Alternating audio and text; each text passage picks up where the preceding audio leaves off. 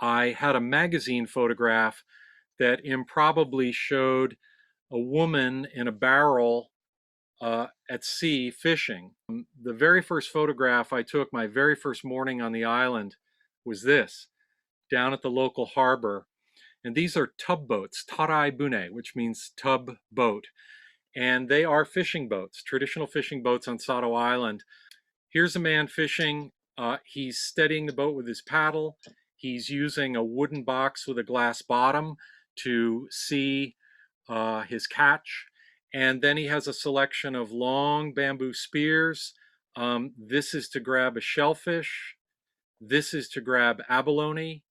And this right angle uh, device is to grab seaweed, to harvest kelp. And so he just reaches behind him, grabs the appropriate spear, and then gathers the catch. And gathering shellfish and gathering seaweed like this is a very, very common fishing practice in inshore Japan. In fact, there's a verb for it, isonegi, which is best translated as inshore harvesting. And so with conventional boats all over the Japanese coastline, you see this kind of spearfishing gathering going on. The tradition was these boats were traditionally used by women. And this has an ancient look, but interestingly, these first appear in the historic record in around the 1860s, 1870s. So they're actually a relatively new boat. One village, the men put outboard motors on their boats because their fishing grounds are quite far from the village. But you notice he steers with the sculling paddle at the front of the boat. My teacher started his career. He was a third generation cooper. And this is a miso factory on Sado Island where his grandfather and father built these miso vats, and he spent his career maintaining these vats. These are my teacher's tools. These are the classic tools of a cooper. My teacher at work, he had never had an apprentice. My teacher in this case made me watch him silently for the first 2 days of our apprenticeship. And he sat at his workbench on the floor. He's shaping the staves, checking it here, checking the shape with his pattern. And after 2 days of me passively watching, early on the third day, he got up, pointed to the floor. He said, "Work," and he walked out of the shop. So I sat down. I started to make staves. I expected him to come back immediately and start hovering over me, but he didn't return for several hours. So I made staves, and then he came back. He took my pile of staves and he separated them into a pile of acceptable and unacceptable. And he pointed to the unacceptable staves and said, "Fix them, then clean the shop and come in the house for dinner." And he walked out.